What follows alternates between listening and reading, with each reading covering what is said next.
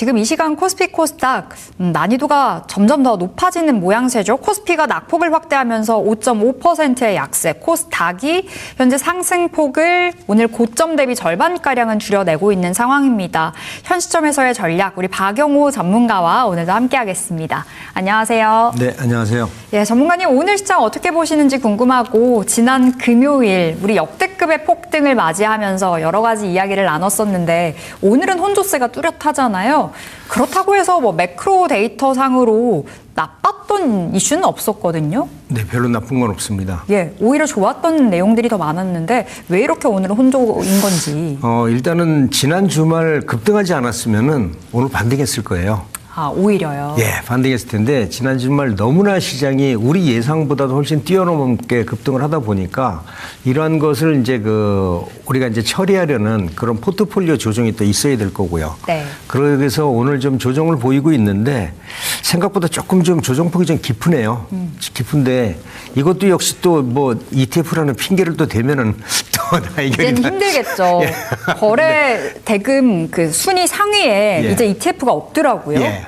그만큼 규제가 어느 정도 먹히고는 있다라고도 해석이 되는데 결국에 오늘은 외국인들이 팔아서인지. 외국인과 기관하고 동시매도입니다. 네, 오늘 개인들만 사더라고요. 네, 동시매도인데 이전에는 외국인들이 시장을 어느 정도 뒷받침을 해줬거든요. 이제 기관들이. 근데 오늘은 기관하고 외국인이 같이 때는 팔아요. 대학으로 같이 파는 거죠. 시장이 당분간 봐서는 조금 변동성이 있을 수밖에 없습니다. 시장은 아직도 불안감을 가지고 있는 상태고 그리고 전일 금요일 날 급등을 한 이후에 우리 시장이 추가적으로 하락하진 않겠지만은 여기서 이전 고점까지 지속적으로 올라가기에는 무언가 확인할 게 몇 개 있는데 그것 중에서 중요한 게 이번 주에 이제 미국의 고용 지표와 그다음에 수출 물동량을 보고서 과연 8월 달에 수출은 반도체가 어떻게 될까? 이게 우리 시장의 가장 가늠자가 되지 않을까 이렇게 생각해 봅니다.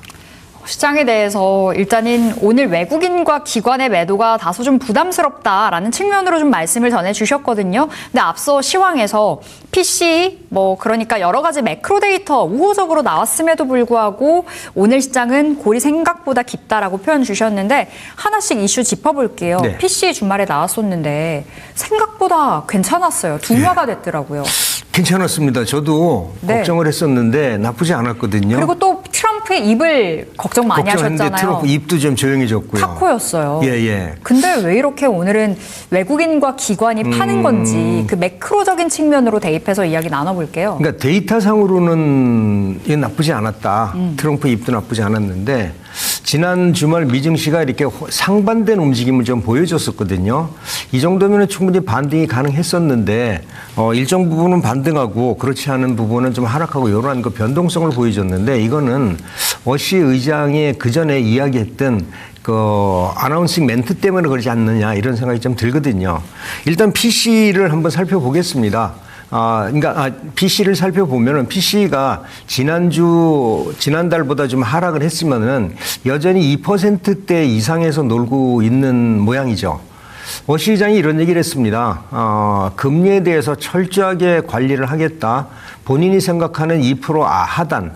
이 정도, 그러니까 3%대에서 2% 상단, 요 정도 대가 나와줘야 되는데, 이 정도 대가 나오지 않는다면은 금리에 대해서는 좀 경계를 해야 될 것이다라고 했고, 그리고 우리가 얘기하는 FOMC에서 점도표라는 게 있죠.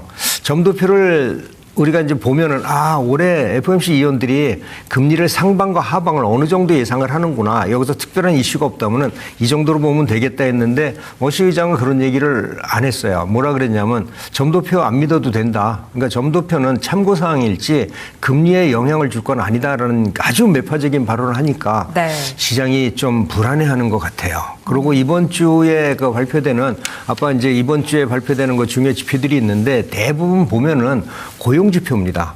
별표가 굉장히 많네요. 굉장히 많네요. 고용 지표거든요. 그러니까 PC와 CPI는 그나마 안정화됐는데 만약에 고용 지표가 지금보다도 좋아진다면은 이거는 나빠질 수 있다라는 거고요.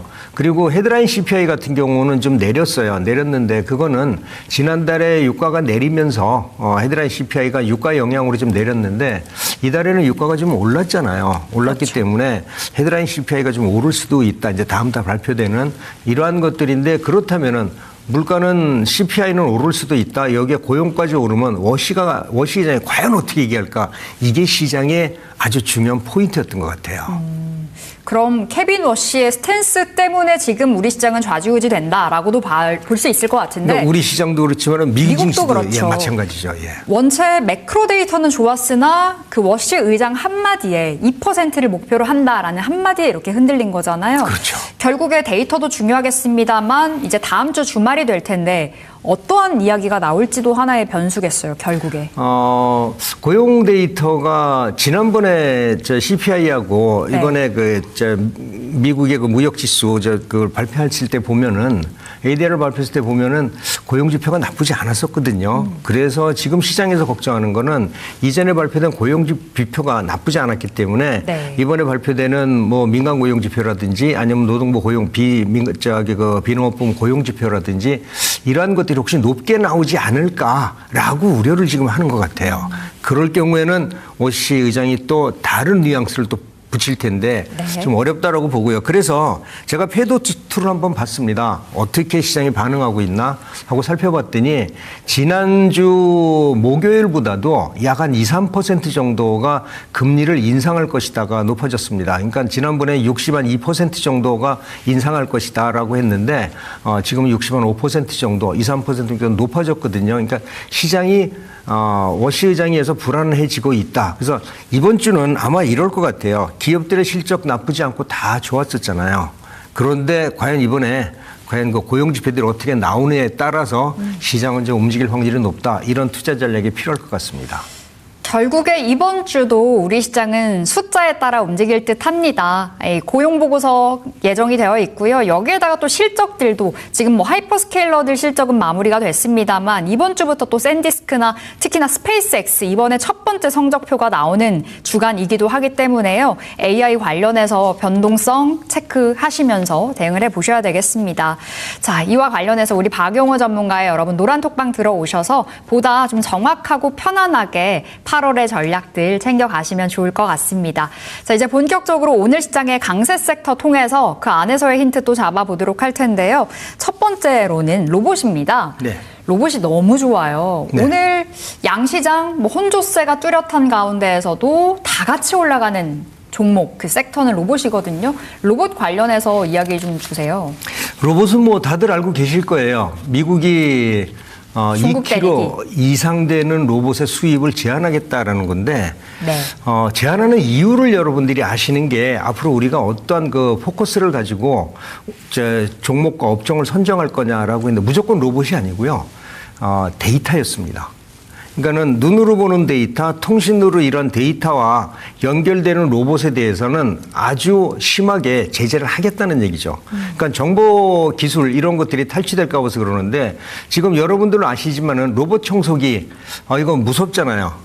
요즘에 그 실내 생활을 거의 다 외부에다 송출할 수 있는 이런 것들도 나오거든요. 그게 이제 인터넷하고 연결이 되면은 바로 실내에 있는 카메라를 가지고서 주인이 뭐 활동하는 거라든지 네. 다른 일반 사생활들이 그대로 나갈 수 있기 때문에 2kg짜리를 얘기한 거는 로봇 청소기부터 없애겠다라는 생각인 것 같아요. 로봇 청소기가 지금 그 카메라 모듈이 있어가지고서 모든 그 집안의 실시간 상황을 다 보여주는데 그것뿐만이 아니라 일반 휴머노이드 같은 경우에도 무조건 로봇과 통신이 있어야 되거든요. 이랬을 때 정보가 누출될 수 있는 우려가 있다라는 점을 미국에서 이제 강구하기 시작을 했고 이거를 제재를 하기 때문에 우리나라로 봐서는 로봇 업체에 대해서 상당한 그 호재다라고 보시면 좋을 것 같아요. 그러니까 우리가 사실 그 휴머노이드 로봇 같은 경우에는 미국을 아직 못 따라갑니다. 저희들이 못 따라가지만은 일반 가정용 로봇이나 소형 로봇 같은 경우에는 저희들의 로봇 그 설치 비율이나 그다음에 채택률이 굉장히 높기 때문에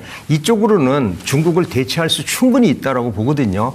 일반 소비자용으로 봤을 때. 그래서 저는 뭐 휴머노이드 로봇도 있지만 지금 봐서는 일반 가정용 로봇이라든지 가정용에 필요한 이런 소형 로봇들 이러한 것들 그리고 공장에 필요한 우리가 보면 그 산업용 로봇들 이러한 쪽은 우리가 상당히 강세를 가지고 있습니다. 휴머노이드는 우리가 약하지만 그래서 이쪽들에 대한 그 실적 부품이나 이거를 보는 게 훨씬 더 유리하다라고 보고 있거든요. 그래서 로봇은 지금부터 이제 평가가 날 거다라고 말씀을 드릴 거예요. 이전에는 삼성전자 로봇 사업부의 저기 관련된 종목, 그다음에 현대차의 그 휴머노이드 로봇 생산에 관련된 종목, 이번에는 미국에 우리가 수출할 수 있는 로봇에 관련된 종목, 이렇게 섹터를 나눠서 구분하는 게 좋겠다라는 말씀 좀 드리겠습니다. 네, 로봇 관련해서 말씀 전해주셨는데 우리나라는 휴머노이드보단 확실히 물류나 산업용 로봇이 좀 더 부각이 많이 되죠. 확실히 이 주가에도 고스란히 반영이 되는 듯합니다. 오늘 SPG 그리고 여러 가지 종목 중 안에서 로보티즈를 특징 주로 꼽아주셨는데 두 종목 모두 다 급등하고 있거든요. 네. 물론 많이 내려왔습니다만 저점 대비해서도 많이 올라가고 있는 자리인지라 손쉽게 접근하기에는 조금 애매한 것 같기도 하고. 이제 섹터를 나눠보면 얘기가 좀 달라져요. 네. 지금 로봇 중에서도 SPG 같은 경우도 지금 상당히 강세잖아요. SPG도 강세인데 지난번에 SPG를 제가 타겟 포인트로 말씀을 드렸기 때문에 SPG에 대해서는 여러분들이 아마 좋은 전략을 세우실 거다라고 생각을 하고 있고요. 지금 SPG 같은 경우에는 감속기로 실질적인 매출이 일어나고 있는 회사고 삼성하고도 연결이 되고 있는 회사다라는 건데 로보티즈 같은 경우에는 사실 우리 레인보 로보틱스 쪽하고 많이 연결이 돼 있습니다.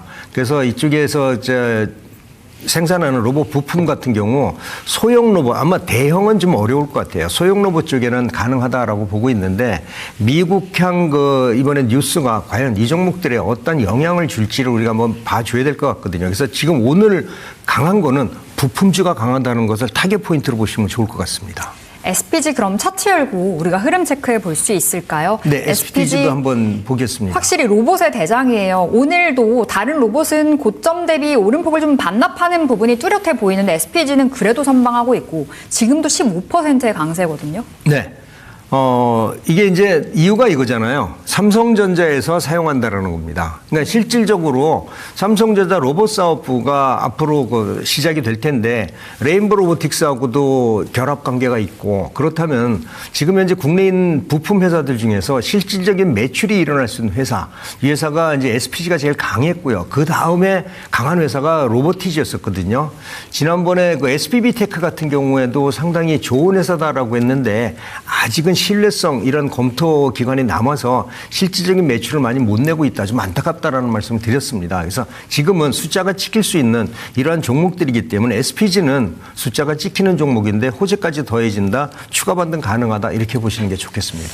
만약에 지금 SPG를 들어가게 된다면 그럼 목표 주가는 어디까지 바라볼 수 있을까도 궁금해요.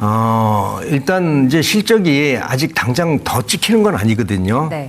이슈로 봐서 이게 이슈가 첫 번째 이슈 같으면은 한 2배, 3배 오를 거예요. 근데 이게 그 전에 벌써 많이 올랐던 거라서 단기간으로 가능성만 가지고 본다면은 12만 원대 정도나 13만 원대 정도 이 정도까지는 반등이 가능할 거다라고 보고요. 최근 들어서 거래량도 굉장히 많습니다. 이 얘기는 바닥에서 산 사람들이 많다라는 얘기고요.